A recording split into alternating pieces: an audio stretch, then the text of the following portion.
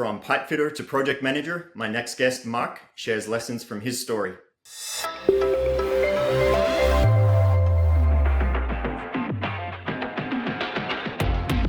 So today we're talking to Mark Turnbull. Mark, welcome to the show. Thank you, Todd. Thank you for having me. Tell us a bit about your backstory, Mark. What's your work experience around mechanical and welding? Well, I started off in construction as a laborer. Worked as a labor foreman for 10 years for a mechanical contractor that owned the General Trades company.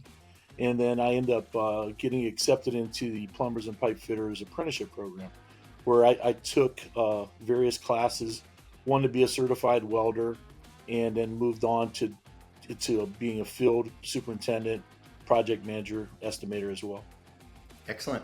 So your current role is as project manager, and so how has that previous experience influenced what you do as a project manager?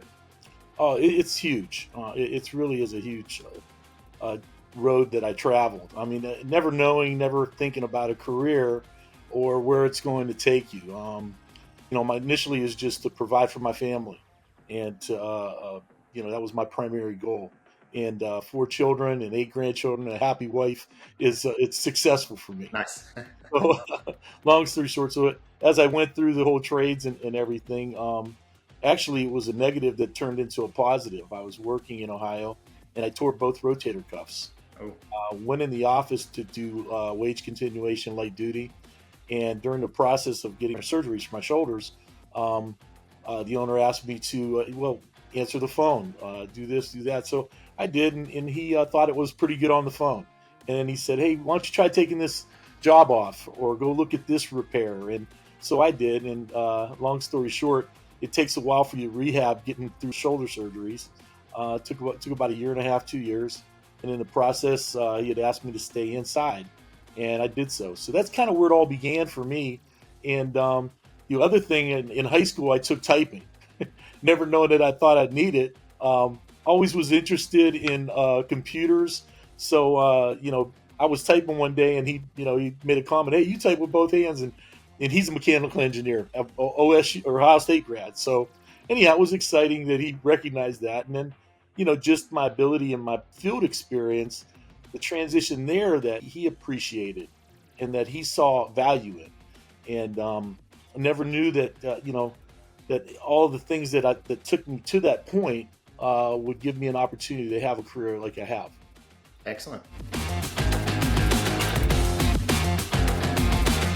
It's always an interesting journey, and it's great to see how you got to where you got to. Putting yourself in this position now as a project manager and thinking about the general contractors, what's the one thing that you wish they knew about mechanical contracting or maintenance and welding? What are the things that you find is fairly commonly misunderstood about that particular? Well, working with a number of construction managers, they all understand the safety and the severity of it.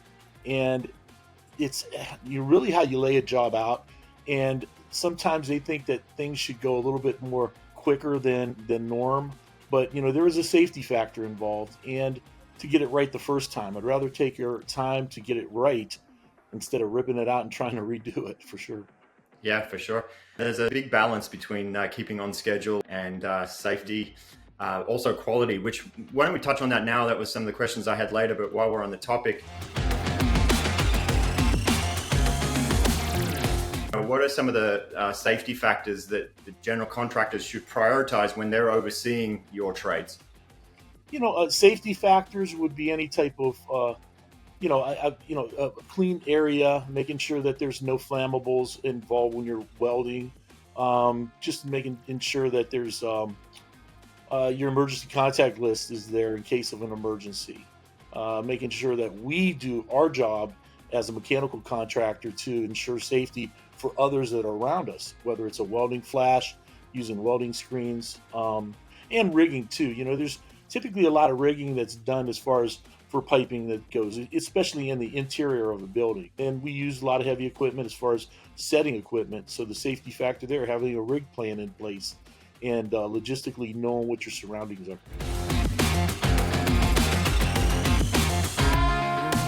Interesting. And so there's a lot of different standards and codes. So how do you ensure that you comply with all of those while you're doing those activities? Typically, you'll have a a welding procedure in-house. The United Association of Plumbers and Pipefitters, they have welding certifications that are accepted throughout, the HVAC process. But if you're doing process piping, the company I work for now, they have a QC department, and they write their own procedures and acceptable to other customers.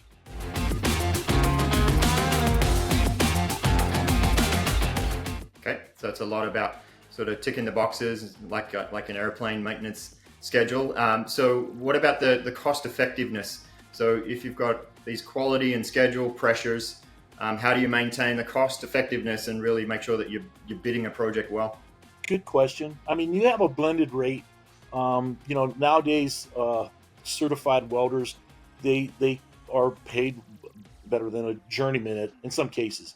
You have a blended rate where you'll have maybe an apprentice, which would keep a cost down, and then But the big thing is just preparing and planning and properly executing the plan. Got it. Thinking about the way that you communicate that plan to your customers, to the general contractors, to your operating, building and maintenance crews, how do you maintain that communication between the teams and the stakeholders? Schedules are huge when you're getting behind, whether it's Primavera or projects. There's a number of different new technology programs that you can run. But as far as making sure you have the deliverables, the materials that are readily available, just informing and educating and helping your support as far as your general foreman is in place. They have that information readily available.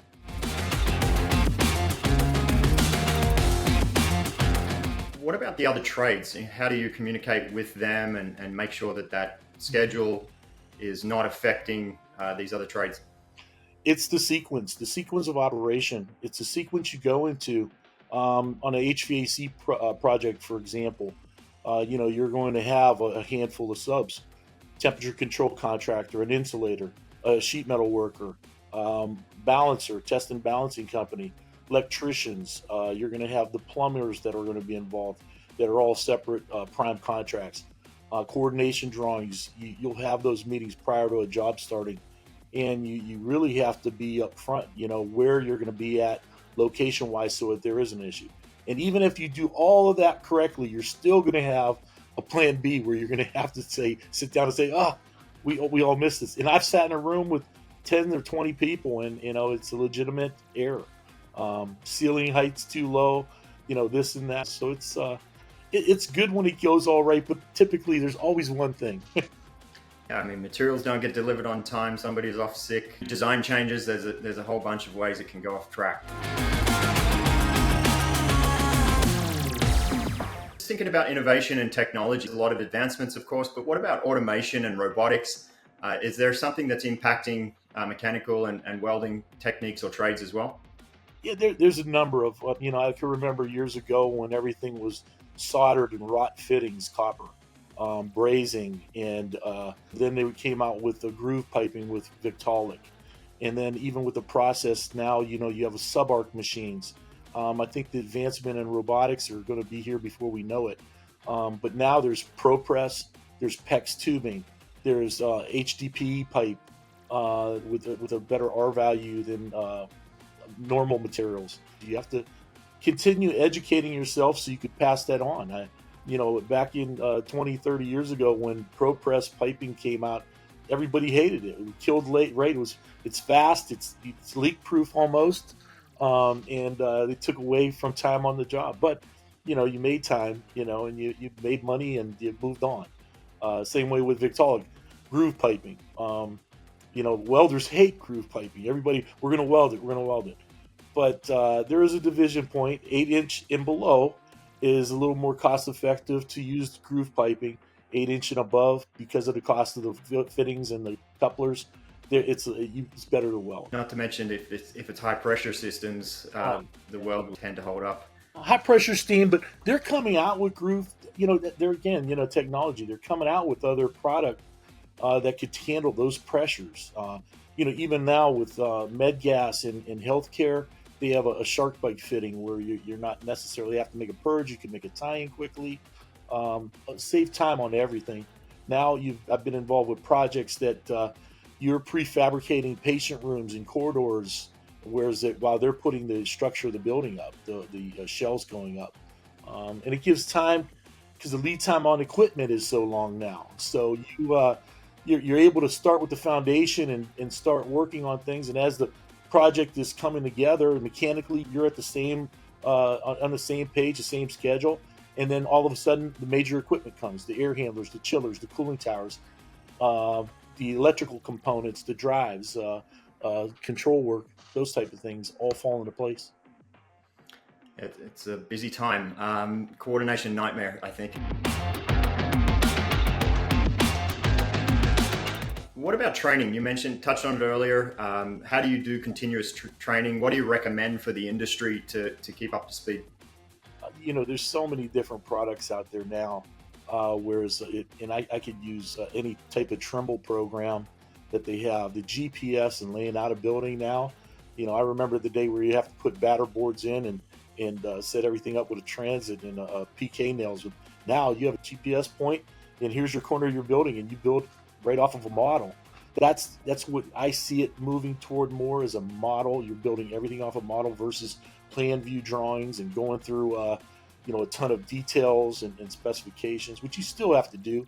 I'm still old school that way, and making that transition to using a model more so. Okay. And so do your team and your colleagues, they get training on those models? How do they make sure that they're using it in the best way possible? Well, it's communicating. It's going to different sites. You're on a job, or you might not be low on a project. How did that contractor? How was he able to do it?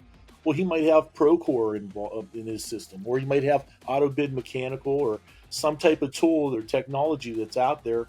Maybe a person likes to weld and he didn't figure Victolic or ProPress, and that you're keeping the cost down on materials, but your labor cost goes up. So you have to kind of balance the two.